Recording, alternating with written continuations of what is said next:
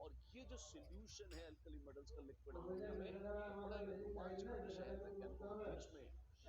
इसमें होता ये है कि जब मेटल को लिक्विड अमोनिया में घोलते हैं, तो आप देखते हैं मेटल ऑक्सीडाइज होता है, बनाता है M प्लस और इलेक्ट्रॉन। मेटल कटायन को घेर लेते हैं अमोनिया के मॉलिक्यूल, इसमें कोई बहुत बड़ी बात नहीं है, सॉल्वेंट हमेशा घेर लेता है कटायंस को घेर ले। खास बात है इलेक्ट्रॉन्स की, इलेक्ट्रॉन्स को भी घेर लेते हैं अमोनिया के मॉलिक्यूल। ऐसा है, जी हाँ ऐसा है। और ये इसलिए अद्भुत है कि इलेक्ट्रॉन्स इतने मासूम नहीं होते, छोटे जरे हैं लेकिन बड़े खोटे हैं, धड़ाधड़ रिएक्शन करते हैं, एटम्स के अंदर घुस जाते हैं, उनकी ऑक्सीडेशन स्टेट बदल देते हैं, केमिकल रिएक्शन कर लेते हैं, कोई रोकता टोकता नहीं। यहां पर लेकिन एक बड़ी अजीब सी चीज देखने आती है, इलेक्ट्रॉन्स वैसे ही रह जाते हैं, कैसे जैसे वो थे, मतलब इलेक्ट्रॉन्स। अमोनिया के मॉलिक्यूल्स एक घेरा बना लेते हैं, एक केज, एक पिंजरा बना लेते हैं और उसके अंदर इलेक्ट्रॉन फंस जाते हैं। कैसी बच्चों जैसी बात है। अगर आप अगर ये कहते हैं, कई किताबों में हमने पढ़ा भी, ऐसा लिखा होता है कि अमोनिया के मॉलिक्यूल्स का एक केज बन जाता है, एक पिंजरा बन जाता है और इलेक्ट्रॉन्स में फंस जाते हैं। ये वैसे ही है कि आप कहें हमने शेर के लिए एक पिंजरा बनाया और उसमें अमीबा फंस गए। बड़ी फूहड़ बात लगती है। क्यों फूहड़ क्यों है? अरे शेर का पिंजरा देखा है कभी ज़ू वू में जाके आपने? तो टीवी में, फोटो में कभी देखा होगा। खूब मोटे-मोटे उसमें सलाखें लगी होती हैं लोहे की, ताकि शेर बाहर ना आ जाए। हाँ जी। उनके बीच में बहुत गैप होता है। अमीबा होता कितना सा है, इतना आँखों से नहीं दिखता, बहुत ज़रा-सा होता है। तो अमीबा के लिए पिंजरा अगर बनाएँगे, कोई सेंस नहीं है ना उसकी, अमीबा तो अंदर-बाहर कभी भी आ जाएँगे, कोई बड़ी बात नहीं है। पर वो शेर का पिंजरा इतना बड़ा है, उसमें इतनी सारी जगह है कि अमीबा के कई खानदान उसके अंदर जी के मर के खत्म हो जाएँगे। उनको ज़रूरत ही नहीं है बाहर आने की। उनके लिए वो ठीक है, आपने एक पिंजरा बना दिया, फाइन, लेकिन एज़ सच उसको कहीं तो रहना ही था, तो अंदर रह लेगा, जब चाहे बाहर आ सकता है। उनकी जो उसकी जो सलाखें लगी हैं, जो बाउंड्री है, जो पिंजरा है, जो जंगला है, उसमें इतनी जगह है कि अमीबा जैसी छोटी-सी चीज़ जब चाहे बाहर आ जाए। पर चूँकि उसको लगता है कहीं तो पड़े ही रहना है, तो यहीं पड़े, क्या फ़र्क पड़ता है? पड़ा रहता है अंदर। ठीक वैसे ही अगर हम इसको पिंजरा कहते हैं, तो ये बहुत एक्यूरेट नहीं है, क्योंकि ये इलेक्ट्रॉन को फँसा के नहीं रखे हुए हैं। इलेक्ट्रॉन इतने ज़रा से होते हैं, इतने सूक्ष्म होते हैं, इलेक्ट्रॉन जब चाहे इस पिंजरे से बाहर निकल सकते हैं। इनके बीच की जगह से बाहर निकल सकते हैं, not a big deal. Again लेकिन क्या करते हैं, ये इलेक्ट्रॉन को घेर लेते हैं, उसको एकदम डेल्टा प्लस चार्ज दिखाते रहते हैं। और जैसे जैसे उसको डेल्टा प्लस चार्ज दिखाते रहेंगे, इलेक्ट्रॉन को भी खुशी होती रहती है कि हाँ हाँ चलो ठीक है, हमारी स्तुति हो रही है, हमारे पास माइनस चार्ज था, ये प्लस चार्ज हमें दिखाए हुए हैं, कुछ ही सही पर अट्रैक्शन तो है। इलेक्ट्रॉन को भी लगता है कि यहीं पड़े हुए क्या बुरे हैं। तो अमोनिया के मॉलिक्यूल्स एक घेरा बना लेते हैं, उसके इलेक्ट्रॉन पागलों की तरह नाचता रहता है। बाहर निकलने का उसको मोटिवेशन नहीं है, जो निकल जाएगा तो क्या करेगा, है ना? वहीं पड़े हुए अच्छे हैं। और सोडियम के कटायन, पोटेशियम, रुबिडियम, सीज़ियम, जो मेटल कटायन है, उनको अमोनिया फिर से घेर लेती है। तो ये है अमोनिएटेड अमोनिएटेड इलेक्ट्रॉन्स। अच्छा, मतलब अमोनिया से जुड़े हुए, उसके संपर्क में आकर नाचने वाले, पड़े रहने वाले इलेक्ट्रॉन, अमोनिएटेड इलेक्ट्रॉन। और ऐसे ही ये है अमोनिएटेड कैटायंस या सॉल्वेटेड कैटायंस। ठीक है। तो आप देखिए, जो हम कह रहे थे, मेटल कैटायन को अमोनिया ने घेरा, अमोनिएटेड कैटायन, इलेक्ट्रॉनों को अमोनिया ने घेरा, अमोनिएटेड इलेक्ट्रॉन्स। अमोनिएटेड कैटायन बड़ी बात नहीं है, अमोनिएटेड इलेक्ट्रॉन्स रेयर हैं। क्यों? क्योंकि इलेक्ट्रॉन्स आमतौर पर रिएक्ट कर जाते हैं, यहाँ टिके हुए हैं, इसलिए अलग से हेडिंग डाल के इसकी चर्चा हो रही है, इसका वर्णन हो रहा है। ठीक है। अब आप देखिए, नीला रंग क्यों आता है? क्योंकि उसमें अमोनिएटेड इलेक्ट्रॉन्स हैं। वो पैरामैग्नेटिक क्यों है? क्योंकि उसमें अनपेयर्ड अमोनिएटेड इलेक्ट्रॉन एक ही तो है, तो उसमें अनपेयर्ड इलेक्ट्रॉन है, इसके चलते वो पैरामैग्नेटिक है। वो इलेक्ट्रिसिटी कंडक्ट क्यों करता है? क्योंकि इलेक्ट्रॉन्स पोटेंशियल डिफरेंस लगाएंगे, इलेक्ट्रॉन खट खट खट एक केज से दूसरे, दूसरे से तीसरे में कूद जाएंगे, पागलों की तरह चलेंगे इलेक्ट्रॉन। हम कहेंगे अरे ये तो इलेक्ट्रिसिटी कंडक्ट कर रहा है। तो ये इलेक्ट्रिकली कंडक्टिंग भी है। क्यों? क्योंकि उसमें अमोनिएटेड इलेक्ट्रॉन्स हैं। ऑफ कोर्स मेटल कटायन भी चल सकते हैं, मना नहीं है। इलेक्ट्रॉन इतना तेज चलते हैं कि कटायंस की हैसियत नहीं होती उनके सामने। तो ठीक है, थोड़ा बहुत वो भी कर लेंगे कंडक्ट, मना नहीं कर रहे किसी को। ठीक है। आप देखें तो ये ब्लू कलर इलेक्ट्रॉनों से कैसे आता है? क्या इलेक्ट्रॉनों का रंग नीला होता है? ना, ना, ऐसे नहीं होता। जो केज है जिसमें इलेक्ट्रॉन फँसे हैं, बाहर अमोनिया के मॉलिक्यूल थे ना हमने बनाए थे ऐसे, ऐसे, ऐसे, इस तरह से, NH ऐसे। आप ये देखें, इनमें क्या होता है? अब मैं बहुत सरल भाषा में इसको समझाता हूँ, बगैर किसी फैशन के, आपको समझ में आ जाएगा। एक बात बताइए, अगर इलेक्ट्रॉन यहाँ है, तो कुछ उसकी एनर्जी होगी, हाँ जी। और अगर वो बिल्कुल यहाँ पे चला जाए, हाइड्रोजन के करीब, तो उसकी एनर्जी कुछ अलग होगी। हाँ, होगी, अलग होगी। और ऐसे ही कहीं बीच में रह जाए तो कुछ अलग होगी। जी हाँ। तो पॉइंट 1, 2, 3 पर इसकी अलग-अलग एनर्जी है। हाँ जी। तो क्या मैं कह सकता हूँ कि पॉइंट 1, पॉइंट 2, पॉइंट 3 अलग-अलग एनर्जी लेवल्स? हाँ, बोल सकता हूँ। तो क्या आप जानते हैं कि इस केज में भी अलग-अलग एनर्जी लेवल्स हो सकते हैं? भले ही बहुत स्पष्ट ना हो, एटम में तो बड़े स्पष्ट होते हैं कि भई ये 1, 2, 3, 4 ऑर्बिट है। पर इसमें भी चूँकि एनर्जी अलग-अलग है, तो एनर्जी लेवल्स अलग-अलग कहे जा सकते हैं। हाँ जी। और जब उस पर लाइट पड़ती है, तो उसकी वेव फोटोन को अब्सॉर्ब करके वो कूदता है लो एनर्जी से हाई एनर्जी। हाँ जी। तो वो एक सर्टेन फोटोन एब्सॉर्ब कर लेता है विजिबल स्पेक्ट्रम का, उसके चलते इसका रंग नीला दिखाई पड़ता है। अच्छा, तो एक लाइन बोलिए। एक लाइन की बात ये है कि जो केजेस, जो एम्प्टी केजेस जिनके अंदर इलेक्ट्रॉन है, उनमें भी एनर्जी लेवल्स होते हैं। और इन एनर्जी लेवल्स में कूद फांद करने के चक्कर में ये कुछ फोटोन एब्सॉर्ब करता है विजिबल लाइट से, और इस विजिबल लाइट के फोटॉन्स के कारण, एब्सॉर्प्शन के कारण, पूरा सॉल्यूशन नीला दिखाई पड़ता है। अच्छा, करके दिखाओ एक बार। ये देखिए लिक्विड अमोनिया है, और सोडियम का एक कण हमने उठाया और इसमें टपका दिया। अच्छा, क्या होगा? देखो बहुत ही प्यार से जैसे जैसे घुलता जाएगा, ये नीला नीला रंग प्रकट हो रहा है। जी हाँ, एक ब्लू सॉल्यूशन बन रहा है, सुंदर सा, प्यारा सा, बेहतरीन। और ये ब्लू कलर्ड खूबसूरत सॉल्यूशन हो गया। अब जो भी हो गया आपके पास, है ना? जैसे जैसे इसमें सोडियम घोलते जाएंगे, एक्स्ट्रा घोलते जाएंगे, आप देखेंगे वो नीले से उसका रंग बदलता जाएगा, और अंत में देखिएगा वो ब्रॉन्ज कलर्ड हो जाएगा। ब्रॉन्ज कलर्ड येलोइश ऐसा क्यों हो जाएगा? रेडिश येलो या जो भी ब्रॉन्ज का कलर होता है, क्यों? वो ब्रॉन्ज कलर्ड इसलिए हो जाएगा क्योंकि एक केज में पहले एक इलेक्ट्रॉन था, अब एक और एक दो इलेक्ट्रॉन्स हो जाएंगे, जिसमें ये ब्रॉन्ज कलर्ड सॉल्यूशन। और ये जो है मेटल कॉन्सेंट्रेशन बढ़ गया है, तो ये ऐसा हो गया है। और ये अब डाया मैग्नेटिक है, ये पैरामैग्नेटिक नहीं है। क्यों? क्योंकि अब दो दो इलेक्ट्रॉन आ गए हैं एक ही पिंजरे में, वो पेयर हो गए हैं। तो डायमैग्नेटिक था, अब जब अनपेयर था तब पैरामैग्नेटिक था। ठीक बात है? बिल्कुल। एक लास्ट बात, अमृत पीकर नहीं आते हैं, बहुत देर तक रखे रहिए, इलेक्ट्रॉन कुछ तो नाचते रहेंगे, नाचते रहेंगे, नाचते नाचते नाचते रहे। ये कुछ वैसा ही है जैसा शेर है और बाहर उसको घेर के बकरियां खड़ी हुई हैं। शेर का पेट भरा हुआ है तो ठीक है, शेर डांस कर रहा है, बकरियां डांस कर रही है, बहुत मजा आ रहा है। तो शेर को भूख लगेगी, क्या करेगा? एक बकरी को मार के खा जाएगा। हाँ जी। तो अब आप देखेंगे, तो वो बाउंड्री के जो, उसको बाउंड्री पे कौन थी? अमोनिया थी, अंदर नाच रहे थे इलेक्ट्रॉन। हाँ जी।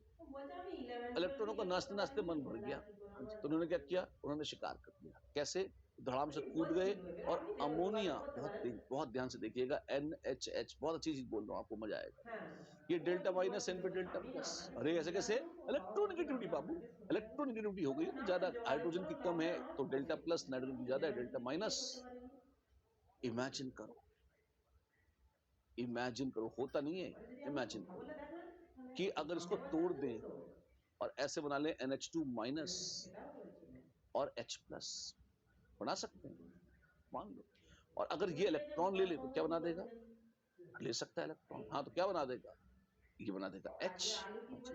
और H और H मिलकर बना देंगे H2। बिल्कुल। अच्छा, ये चीज।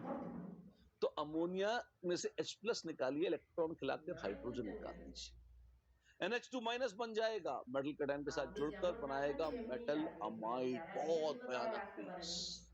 हाइड्रोजन के बुलबुले निकलेंगे, और जैसे जैसे ये अमोनिएटेड इलेक्ट्रॉन्स नष्ट होते जाएंगे, गायब होते जाएंगे, ब्लू कलर सॉल्यूशन का फेड होता जाएगा और अब अमोनिया के स्थान पर अमाइड आ जाएगा और बुलबुले निकल जाएंगे हाइड्रोजन के। ठीक है, कैसे होता है? रखे रखे हो जाता है ये रिएक्शन। ये क्या है? ये वो पुराना वाला था, उसका रिएक्शन यहाँ लिखा हुआ है।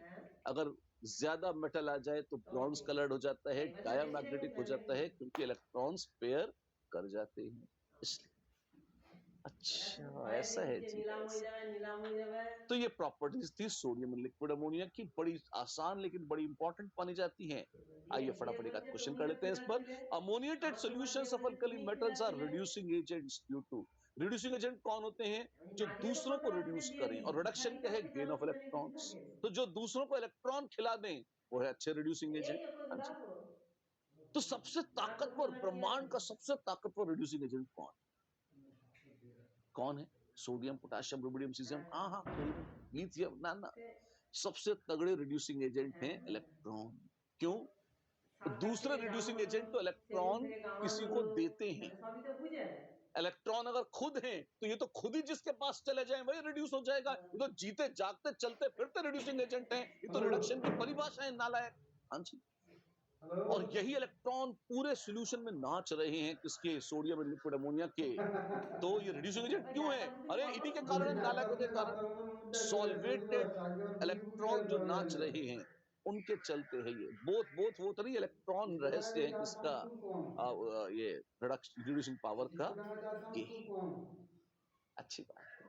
ये दारू पी हाईली के बड़े प्योर नाटक डाइल्यूट करते हैं सॉल्यूशंस ऑफ सोडियम लिक्विड बड़ी अमोनिया बात है कोई है?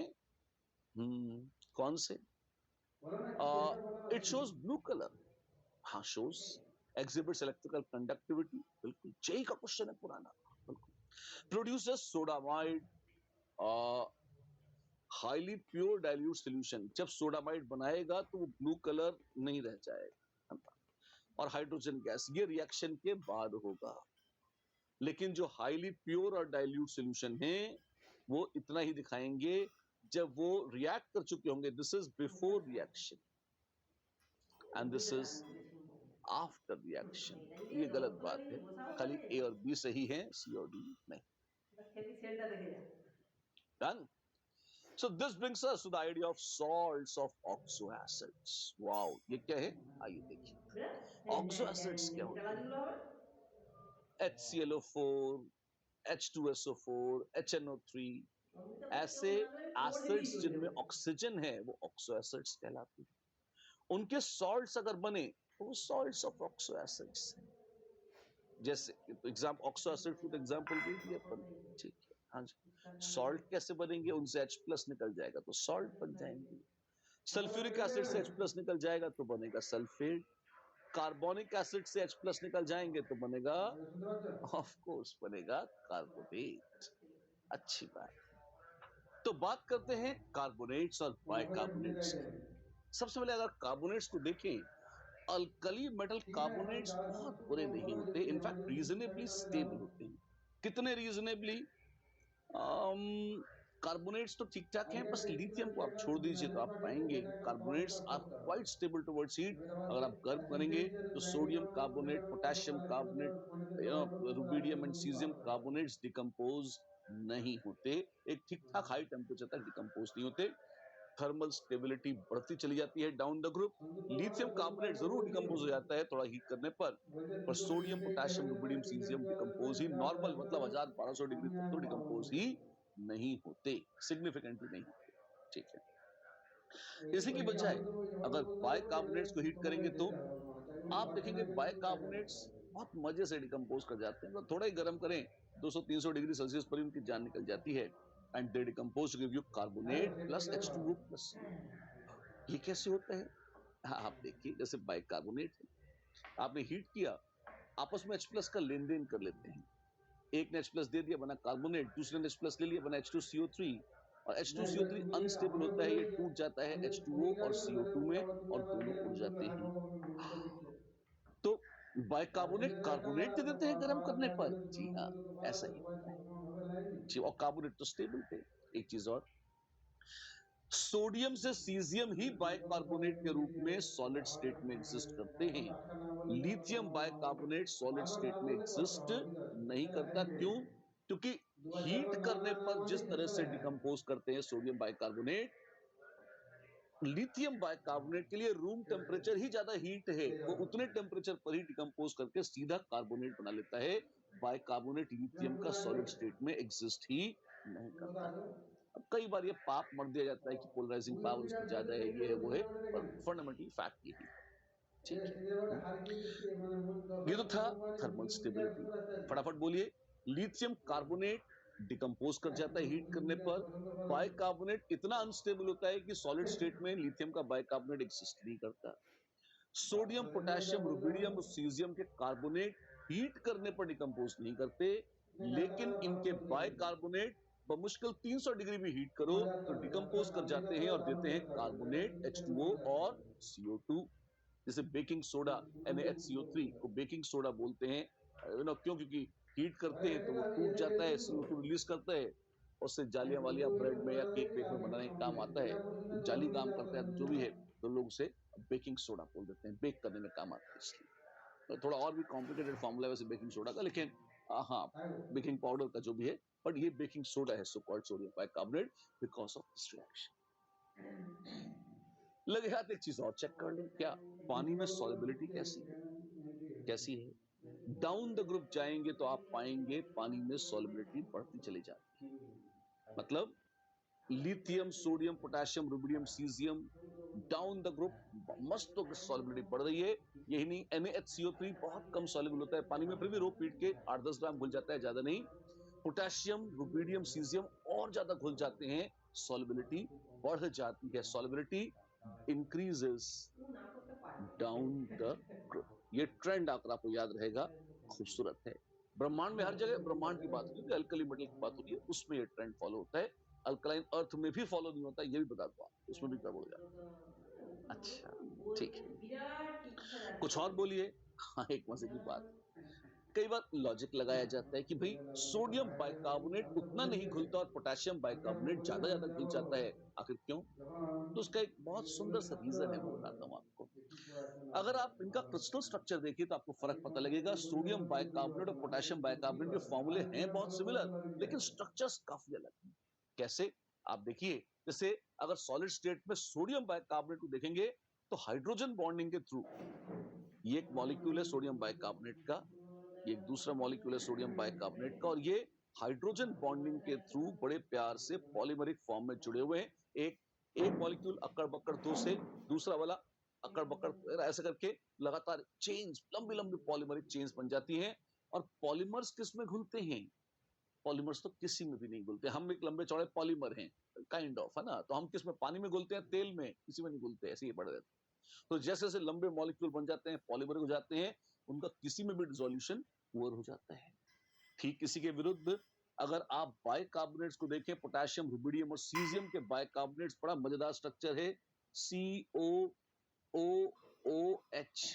ऐसे ये माइनस और HCOO,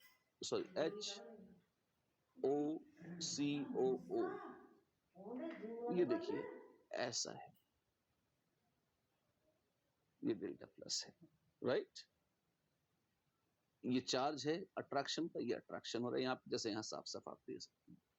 तो ये पॉलीमर नहीं, ये मात्र डायमर के रूप में है। थोड़ा विशाल जरूर है, पर दो ही हैं, दोनों एक साथ छपाक पानी में कूद जाएंगे। तो आप पाते हैं इसके चलते पॉलीमरिक न होने के कारण मोनोमर डायमर पानी में कूद जाता है, नॉट अ बिग डील। अच्छा, और इसलिए, और बस इसीलिए आप पाते हैं कि इनकी सॉल्युबिलिटी पानी में ज्यादा होती है पॉलीमरिक सोडियम बाइकार्बोनेट के मुकाबले, राइट? राइट। ये फैक्ट हम बाद में एक प्रोसेस में यूज करेंगे, इसका नाम है सॉल्वेंट प्रोसेस। अच्छा, एक असर्शन रीजनिंग करा लें। हाँ, बिल्कुल पुराना सा है, पर देखते हैं, बढ़िया क्वेश्चन है। Alkali metals dissolve in liquid ammonia to give blue solutions. सच है झूठ? सच है। Alkali metals in liquid ammonia give solvated species of type MnH3n+। ये भी सच है, दोनों सच हैं। बिकॉज लगा के देखें, alkali metals dissolve in liquid ammonia to give blue solutions because alkali metals in liquid ammonia give solvated species of type this। नहीं, वो ब्लू रंग तो उसका कारण तो वो अमोनिएटेड इलेक्ट्रॉन हैं, उनकी तो बात ही नहीं हुई। तो दोनों स्टेटमेंट सही तो हैं, But 2 is not the correct explanation of 1. 2 is not a correct explanation of 1. So the correct answer is B. Bombay. B is the answer. Done? In KO2, the nature of oxygen species and oxidation state of oxygen atom are respectively. KO2 में एक तो है K plus और एक है O2 minus. एक है K plus और एक है O2 minus.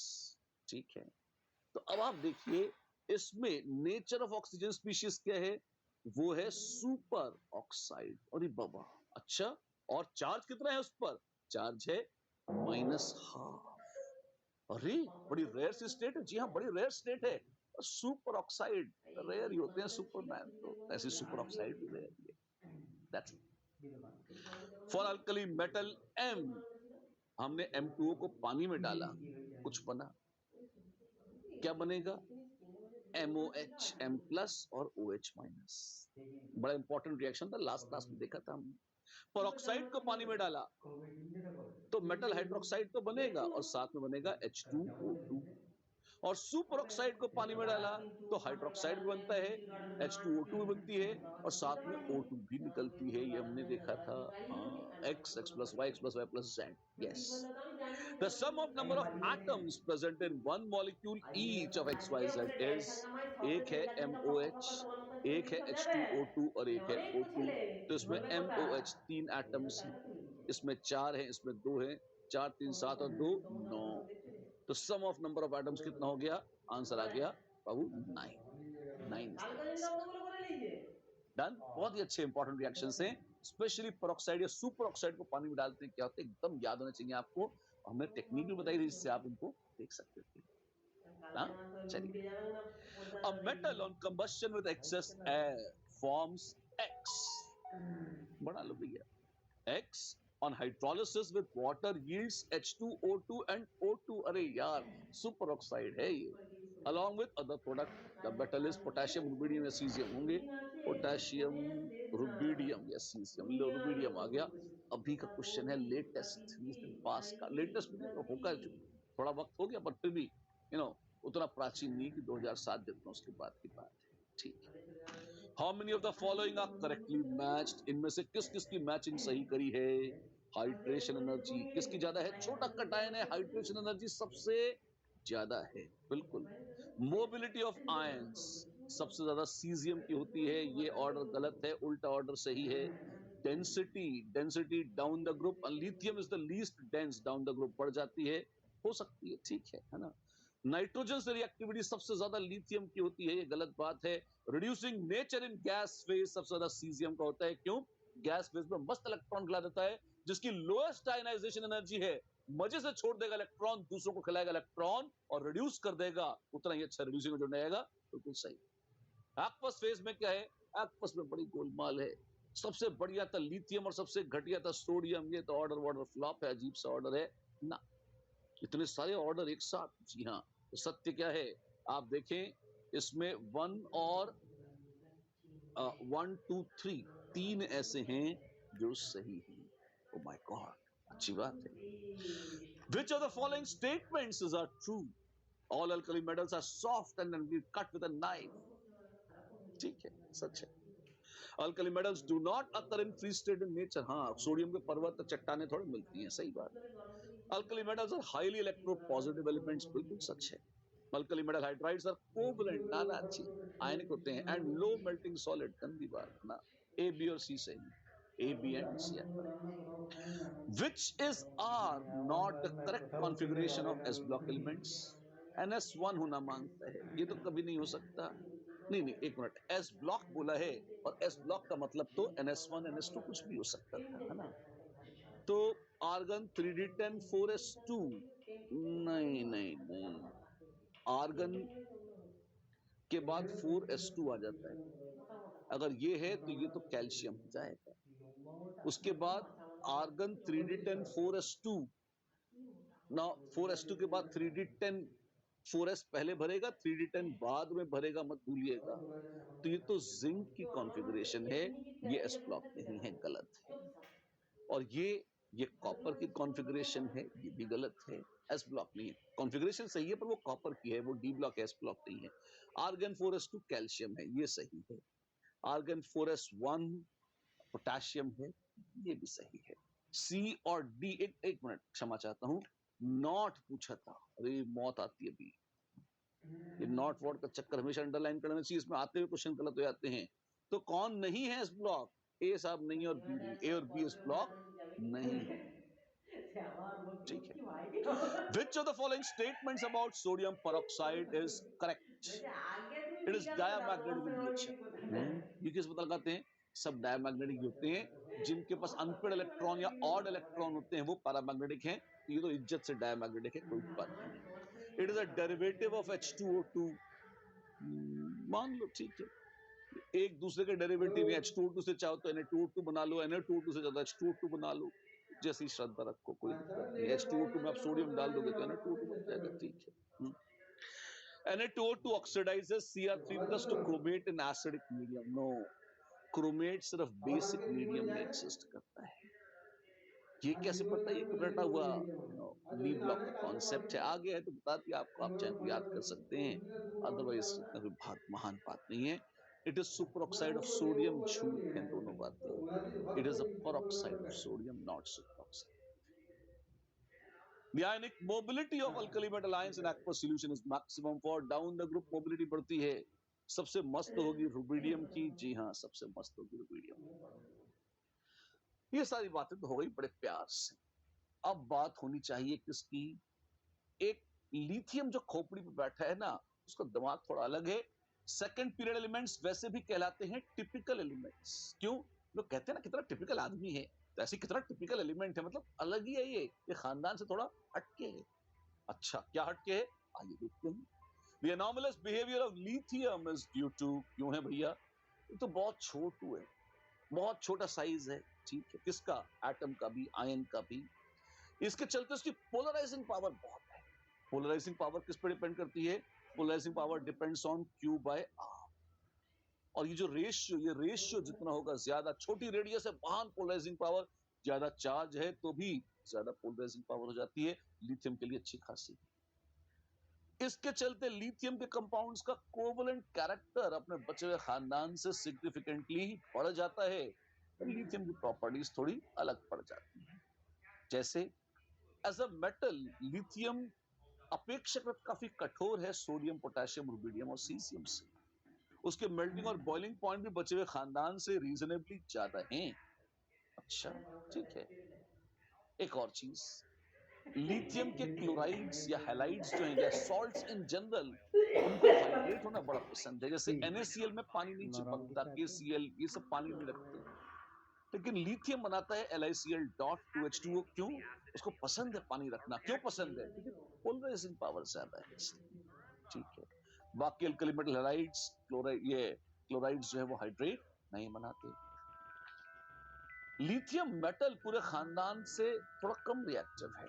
अच्छा, पर इसके बावजूद रिड्यूसिंग पावर अगर देखोगे एक्वस सॉल्यूशन में, तो एक्वस सॉल्यूशन में नालायक की रिड्यूसिंग पावर सबसे ज्यादा है। ये फैक्ट है, ये आपको लर्न करना चाहिए, ठीक है।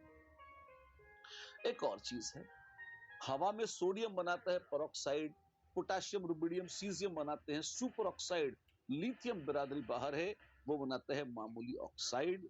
और यही नहीं, वो एक और दिव्य कर्म करता है, वो नाइट्राइड बना लेता है। लिथियम अकेला ऐसा एलिमेंट है जो रूम टेम्परेचर पर नाइट्रोजन से रिएक्ट कर जाता है और किसी की हिम्मत नहीं होती इस तरह से नाइट्रोजन से रिएक्ट करने की। अच्छा, लिथियम हाइड्रोजन कार्बोनेट LiHCO3 ये सॉलिड फॉर्म में पाया नहीं जाता। अच्छा क्यों? अभी तो बताया था हमने, पोलराइजिंग पावर ज्यादा है। सोडियम, पोटेशियम, रुबिडियम और सीजियम के बाइकार्बोनेट सॉलिड स्टेट में पाए जाते हैं। लिथियम का अनस्टेबल हो जाता है। यही नहीं, लिथियम का कार्बोनेट हीट करने पर डिकम्पोज कर जाता है। Sodium, potassium, rubidium, caesium 1001 degree के आसपास तक डिकम्पोज नहीं करते आराम से, आप देखिए, है ना, इस तरह से। एक और चीज है, अगर आपके पास है HC ट्रिपल बॉन्ड CH, हाँ, एक बड़ी विचित्र बात है, आप सोडियम डालिए इसमें, पता है क्या होता है? वो बनाता है Na2CO2। और हाइड्रोजन निकाल देता है इस तरह से। अच्छा, सोडियम के अलावा पोटेशियम, रुबिडियम, सीजियम भी एसिडिक हाइड्रोजन लिबरेट करा देते हैं। समहाउ लिथियम ये काम पसंद नहीं करता, अगर हम नहीं कराते ये सब, है ना? तो lithium does not form ethynide on reaction with ethyne, वो इस तरह से रिएक्ट नहीं करता। ठीक है, हरी इच्छा। रिएक्शंस में एक मजेदार चीज और बताऊं आपको, बड़ा इंपॉर्टेंट रिएक्शन है। You know, sodium, potassium, rubidium, caesium सब ये करते हैं। अगर इनके साथ नाइट्रेट हो और इसे गर्म करें, पता है क्या होता है? क्या वो बनाते हैं NaNO2। नाइट्रेट से बनता है नाइट्राइट, थोड़ी सी O2 छोड़ देते हैं। अच्छा, तो O2 सूंघ सकते हैं लोग, हाँ जो चाहे करें, है ना? O2 छोड़ देते हैं। Less than 500 degree Celsius temperature पर अगर हीट करें, ऐसा रिएक्शन होता है। लेकिन लिथियम बड़ा अद्भुत है। लिथियम क्या करता है? अगर आप इसे हीट करेंगे तो आप देखिए वो बनाएगा लिथियम ऑक्साइड बना देगा, रेडिश ब्राउन NO2 गैस छोड़ देगा और साथ में O2 और छोड़ देगा। तो यहां नाइट्राइट बनता था और यहां ऑक्साइड प्लस NO2 के नजारे देखने को मिलेंगे। ये थोड़ा विचित्र काम है, ये अपने खानदान में लिथियम ही जो करता है, दूसरा कोई नहीं करता। ये एनॉमलस बिहेवियर है इसका, लिथियम का। और ये दोनों ही रिएक्शन, स्पेशली पहला रिएक्शन, ये बड़े इंपॉर्टेंट हैं और जेई को विशेष रूप से प्रिय हैं, आपको आने चाहिए। ठीक है, चलिए।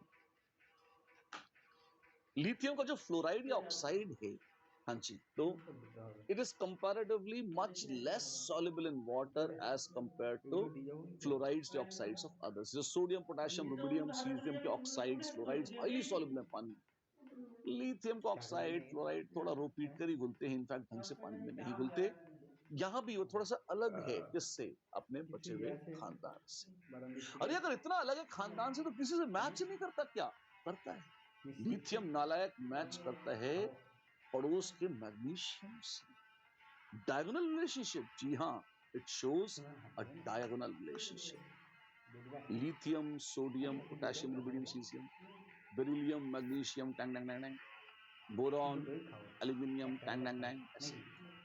इनको अगर तुम देखोगे, बड़ा मजेदार, लिथियम काफी मैच करता है मैग्नीशियम से, सोडियम की बजाय वो मैग्नीशियम से ज्यादा मैच करता है।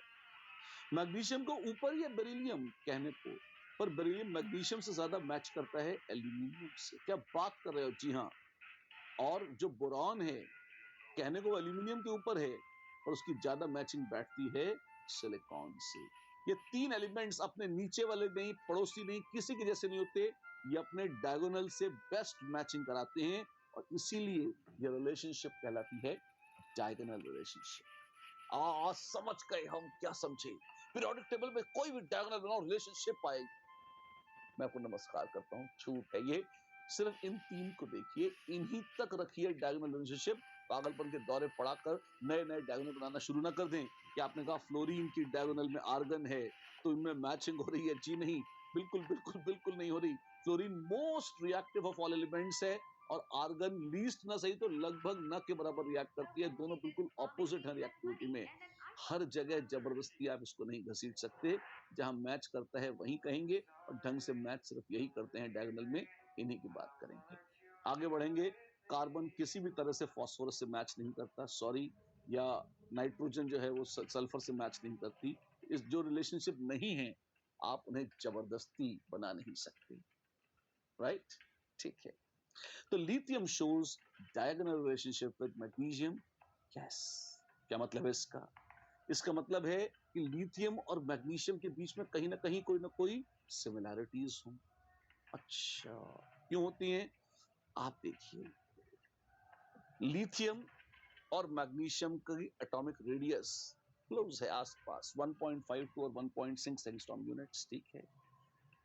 लिथियम का एटम छोटा था और उसका आयन बड़ा है मैग्नीशियम के मुकाबले। मैग्नीशियम का कटायन तो +2 है, तो और भी छोटा हो गया है ऐसा।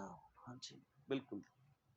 पोलराइजिंग पावर अच्छी खासी है लिथियम की, और उससे ज्यादा है किसकी? मैग्नीशियम। अच्छा, ठीक है। हमने कहा था लिथियम बड़ा डिफर करता है अल्कली मेटल से, तो मैच किससे करता है? मैग्नीशियम से। क्या क्या मैचिंग है? वेल आप देखिएगा मैग्नीशियम अपेक्षाकृत थोड़ा कठोर भी होता है, हाँ जी, उसकी डेंसिटी भी कम होती है, ठीक लिथियम के माफिक। अच्छा, दोनों का पानी से कोई तोड़फोड़ वाला रिएक्शन नहीं होता, धीमे धीमे हौले हौले। लिथियम फिर भी थोड़ा रिएक्ट करता है, मैग्नीशियम तो ठंडे पानी से बिल्कुल रिएक्ट नहीं करता, और हाँ, they react slowly with water, that is for sure. और कुछ है? न लिथियम का ऑक्साइड और ना पानी मैग्नीशियम का, दोनों ढंग से पानी में नहीं खुलते, they do not combine with excess oxygen. अच्छा, और लिथियम और मैग्नीशियम दोनों ही ऑक्साइड बनाते हैं, न वो पेरोक्साइड बनाते हैं न सुपर ऑक्साइड। ठीक है, Li2CO3 को हीट करते थे, वो डिकम्पोज कर जाता था Li2O और CO2। ऐसे ही अगर MgCO3 को हीट करें तो वो भी डिकम्पोज कर जाता है Mg और CO2 में, नखरे नहीं करता।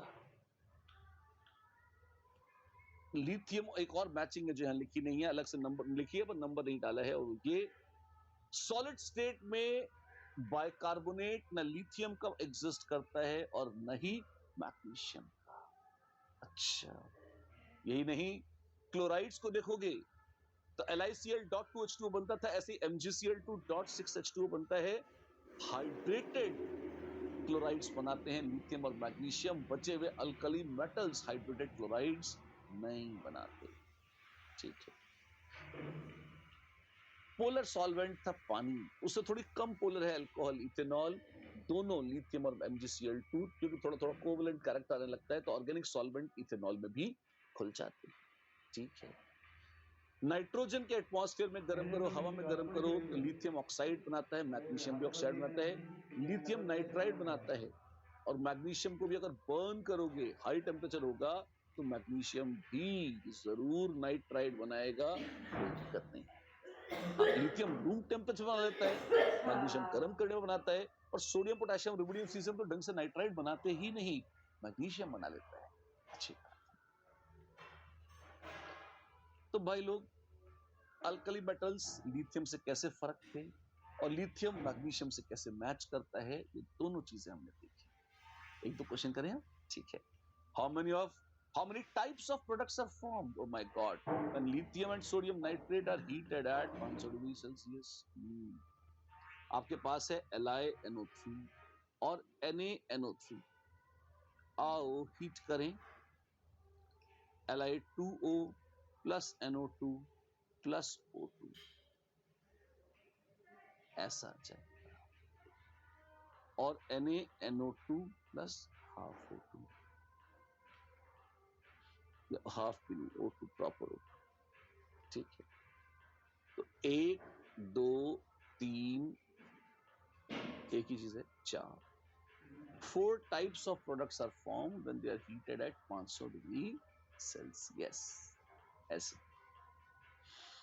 exceptionally small size of lithium results in anomalous behavior of Li plus, yes. Its high polarizing power, yes. Its high degree of hydration, yes. And exceptionally low ionization energy, ना high ionization energy। ठीक है, ये कहानी थी lithium की। अब main तो कहानी सोडियम और पोटेशियम की, सिलेबस में तो यही है। हाँ, सोडियम और पोटेशियम को देखिए, सबसे पहले देखते हैं ऑक्साइड्स को कैसे बनते हैं। सोडियम ऑक्साइड बनाना है तो कई तरीके हैं, कैसे? पेरोक्साइड में सोडियम डाल दो तो बन जाए, ठीक है। फिर NaNO3 को अगर आप रिड्यूस कर देंगे, किसके साथ? थोड़ा हीट भी करिएगा साथ में, सोडियम से, अथाह सोडियम लीजिए और उसमें NaNO3 डाल दीजिए, तो नाइट्रोजन एनोड नाइट्रेट तो नाइट्रोजन बन के उड़ जाएगा, Na2O बच जाएगा। ठीक, नाइट्रेट को रिड्यूस कर सकते हैं तो नाइट्राइट को भी कर सकते हैं, कर सकते हैं, एजाइड को भी कर सकते हैं, बिल्कुल कर सकते हैं। क्या चाह रहा है, जो आ रहा है सभी कर सकते हैं, कोई बनाएगा। तो हम कह सकते हैं sodium metal can be reduce या can be used to reduce peroxide या नाइट्रेट या नाइट्राइड या सोडियम एजाइड, इनको रिड्यूस करके बनाती है Na2O। कैसे बोल सकते हैं? जवाब जी हाँ, बिल्कुल बोल सकते हैं। कैसा है ये? It's a white amorphous compound. कौन?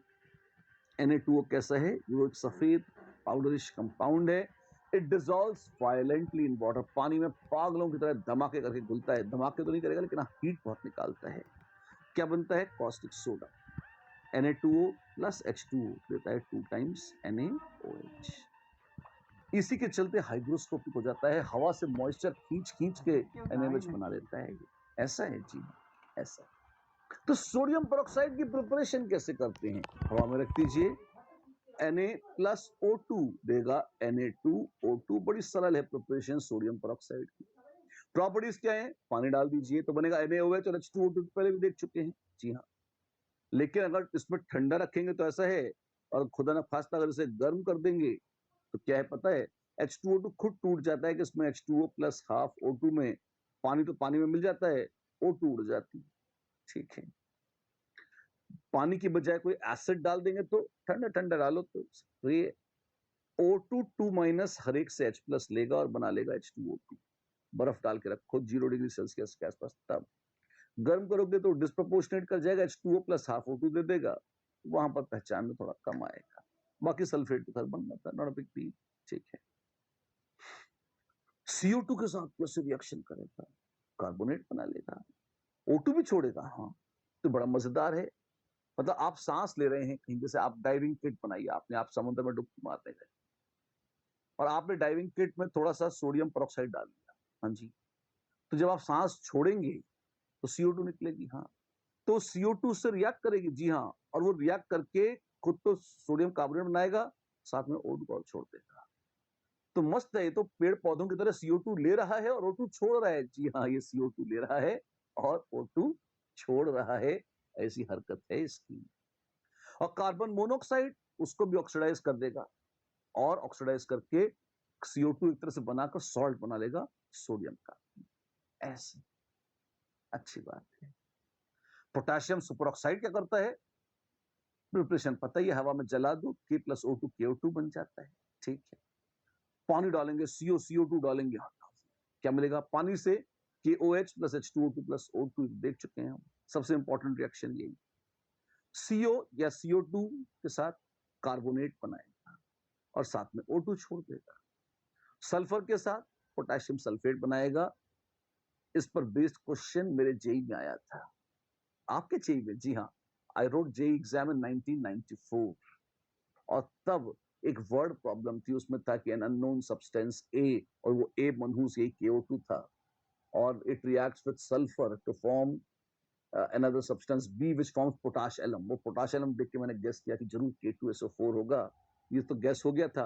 उस टाइम मुझे नहीं पता था कि सुपर ऑक्साइड कुछ होते हैं, तो KO2 मेरी जानकारी में नहीं था, तो मैं नहीं भर पाया था, पर एलम वेलम को देख बाकी तो भर लिए थे।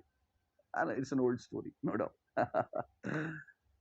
एक और अद्भुत है, पोटेशियम सेस्क्वी ऑक्साइड। सेस्क्वी का मतलब क्या होता है? इसका होता है 1.5।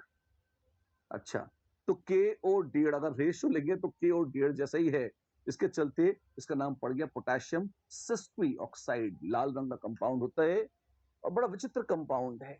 अगर आप पोटेशियम को घोलें किसमें? लिक्विड अमोनिया में, और हल्के हल्के सही रेशियो में ऑक्सीजन पास करें तो आप पोटेशियम सेस्क्वी ऑक्साइड भी बना सकते हैं। बड़ा अद्भुत है, और वो इस अजीबोगरीब तरीके से रहता है। क्या है ये? आप देखिए, 2 O2 हैं और एक पेरोक्साइड है, साथ में जुड़ गए और एक अजीब गंदा घिनौना सेस्क्वी ऑक्साइड बना लिया है उन्होंने। ठीक है, जैसा है, क्या करें। नाम सुन लीजिए, काम का नहीं है कोई खास, बट एक बार कानों से गुजर जाए तो अच्छा लगता है, बस इतनी बात है। NaOH मोस्ट इंपॉर्टेंट है, सोडियम हाइड्रोक्साइड। पूरे वर्ल्ड वाइड हर इंडस्ट्री में यूज होता है, और लगभग हर इंडस्ट्री में यूज होता है। बहुत ज्यादा यूजेस हैं और बहुत आसान प्रिपरेशन है इसकी। कैसे होती है आइए बताते हैं आप कैसे होती है। NaOH is prepared usually by electrolysis of brine। Brine होता है aqueous NaCl। एक बड़े प्यारे से सेल में इसको एक्सप्लोरेशन करी जाती है, जो कहते हैं कास्नर केल्नर सेल। कास्नर केल्नर क्या है? वैज्ञानिकों के नाम है, बेचारे जिन्होंने बनाया था। बहुत ही चालाकी से बनाया गया, बहुत ही इंटरेस्टिंग सेल है, और मुझे तो बड़ा पसंद है। इसमें कई सारे कंसेप्ट्स लगते हैं और ये देखने में आता है। आइए देखिए मेरे साथ।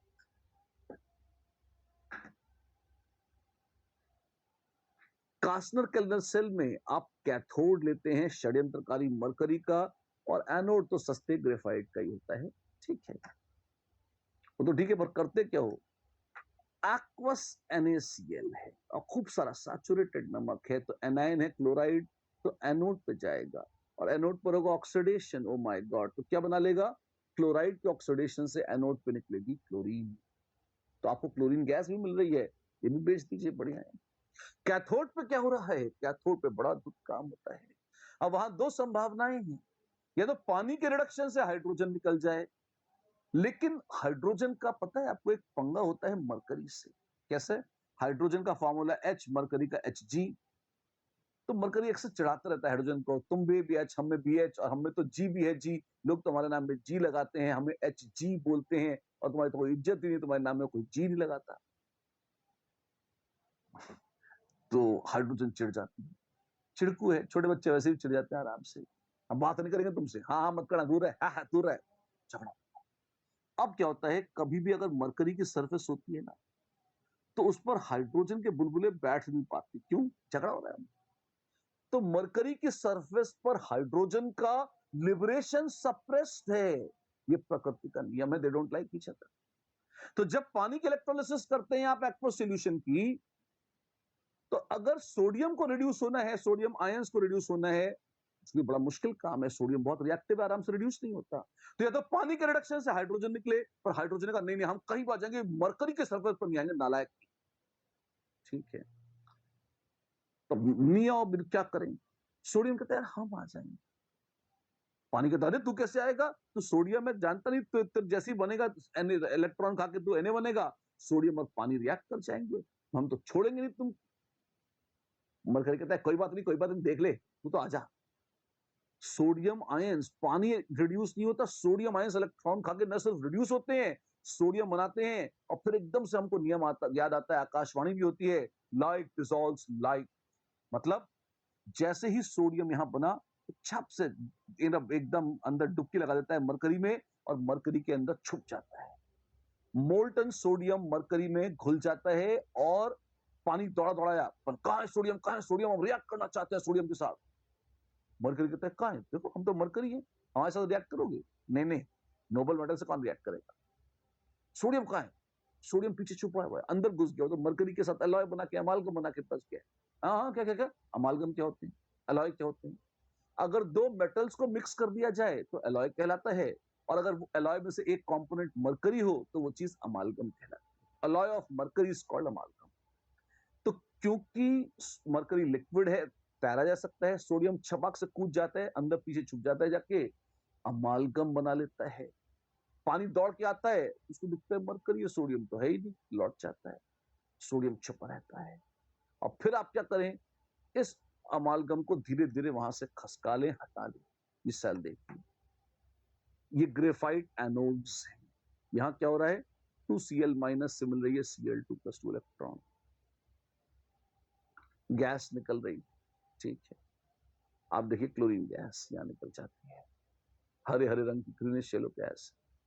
नमक का सॉल्यूशन आप यहां से डाल ही रहे हैं। हाँ, और जो यहां पर आप देखिए, ये क्या है, ये आपका मरकरी कैथोड है। पूरी जमीन पे मरकरी बिछा रखा है, हल्का सा टेढ़ा कर रखा है, स्लोप भी दे रखा है। उससे क्या होगा, मरकरी धीरे धीरे खसकता रहेगा नीचे की ओर।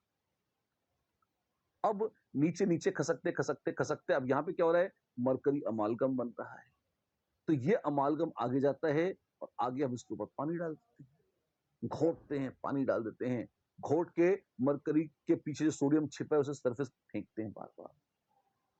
कभी ना कभी तो रिएक्ट कर ही जाएगा, बकरे की माँ कब तक खैर बनाएगी, है ना? तो आप देखें कि फिर Hg तो कुछ नहीं करता, पर सोडियम पानी के साथ रिएक्ट करके बनाता है NaOH, और मिल जाती है हाइड्रोजन। हाइड्रोजन गैस जो मिलती है उसको बटोर देते हैं लोग, NaOH मिलता है उसको भी निकाल लेते हैं। लो जी, कर लो बात, इसमें एक्वस NaOH जो हमारा मेन प्रोडक्ट था वो बन गया। और मैं बताना चाहता हूं कि Cl2 और H2 भी पूरी दुनिया में सबसे अधिक मात्रा में इसी प्रोसेस से बनाए जाते हैं।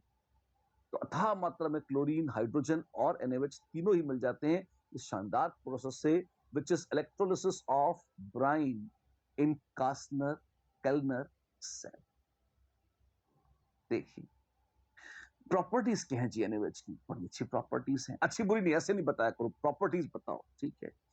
सफेद सॉलिड होता है, ट्रांसलूसेंट है, लगभग पारदर्शी पर हल्का हल्का धुंधला सा होता है। It is a white translucent solid, पिघल भी जाता है। लगभग 600 केल्विन, कोई बहुत हाई टेम्परेचर नहीं है ना। 273 तो रूम टेम्परेचर होता है, उसके ऊपर थोड़ा सा जोड़ लीजिए 3 4 5 73, तो लगभग 300 320 डिग्री पर बेचारा पिघल जाएगा, ठीक है।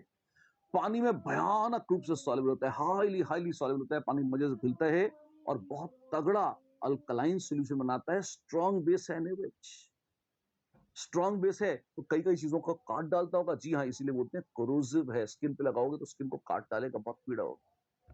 अच्छा, एक और चीज है वो डिलिक्विसेंट है। डिलिक्विसेंट मतलब हवा से मॉइस्चर एब्जॉर्ब कर करके इतना मॉइस्चर एब्जॉर्ब करता है कि वो सॉल्यूशन बना देता है और फिर उसी सॉल्यूशन में घुल जाता है। ऐसी चीजें कहलाती हैं डिलिक्विसेंट। NaOH ऐसे बेवकूफाना काम करता है, ठीक है। और केमिकल प्रॉपर्टीज क्या है? बेस है यार, तो एसिड काटेगा। कौन से एसिड? जो भी एसिड दिख जाएंगे काट डालेगा। अच्छा, और यहाँ पे पहले तो एसिड के साथ जैसे NaOH है, HCl के साथ क्या बनाएगा? NaCl प्लस पानी। जानते हैं तो हम, यहाँ वाले रिएक्शन बताओ, ध्यान देख लीजिए। एसिड के अलावा एसिडिक ऑक्साइड्स या एम्फोटरिक ऑक्साइड्स भी होते हैं। Al2O3 की बात पहले आई। हाँ, NaOH कैसे रिएक्ट करेगा? बनाएगा NaAlO2 और पानी। NaAlOH होल 4 भी कह सकते हैं आप, दोनों एक ही बात है। इसमें से पानी निकाल देंगे तो बन जाएगा NaAlO2 ऐसे। अच्छा, ये करता है, जी हाँ। CO2 के साथ सॉल्ट बना लेता है, जैसे कैल्शियम कार्बोनेट बनता था कैल्शियम हाइड्रोक्साइड के साथ, सोडियम कार्बोनेट बनेगा NaOH के साथ। ओह, ये तो अच्छे एसिड बेस रिएक्शन है, जी हाँ। और ये कैसे हैं? ये बहुत बहुत बहुत ही इंपॉर्टेंट डिसप्रपोर्शनेशन रिएक्शंस हैं। अच्छा, इसमें क्या होता है? कुछ नॉन मेटल्स ऐसे हैं जो NaOH में जी नहीं पाते, NaOH को देखते ही डिसप्रपोर्शनेट कर जाते हैं। कौन है वो? वो इस प्रकार देखिए, एक है फास्फोरस, में पेज पलट देता हूं, यहां जगह ज्यादा है, यहां लिखूंगा। फास्फोरस, सल्फर और क्लोरीन तीनों एक काम करते हैं। पिछले पेज पर फास्फोरस और सल्फर तो लिखा था, क्लोरीन मेंशन नहीं था, तो मैं अभी कर देता हूं एक्स्ट्रा में आपके लिए। This plus NaOH, NaOH, NaOH heat कर दीजिए, न करे तो क्या मिलेगा? डिस्प्रपोर्शनेट करता है। ऊपर आता है +1 में NaH2PO2 और नीचे जाता है -3 में, बनाता है phosphine. Oh my God. Sulphur क्या करेगा? Na2S प्लस Na2S2O3, साथ में पानी वानी तो फोकट का है, कोई दिक्कत नहीं। क्लोरीन अगर ठंडा ठंडा है, बर्फ डाली हुई है, तो NaCl नीचे प्लस NaOCl ऊपर प्लस पानी। और अगर हॉट सॉल्यूशन है तो NaOCl डिकम्पोज कर जाएगा और दे देगा NaCl प्लस NaClO3 प्लस पानी। इसमें क्या है कि थोड़ा ज्यादा ड्रास्टिक डिस्प्रपोर्शनेशन हो गया है, इतना ही। और जैसा क्लोरीन है, bromine and iodine similar chlorine. ये रिएक्शन जो यहां आया है और जिसको हमने यहां लिखा है, ये सुपर डुपर हिट है, बहुत ही इंपॉर्टेंट है जेई में। इसको बिल्कुल ढंग से याद कर लीजिएगा, क्योंकि मच प्रोबेबिलिटीज देयर ये आ जाएगा पीछे। क्या बात कर रहे हो? जी हाँ, सही बोल रहा हूं, वचन याद रखिएगा।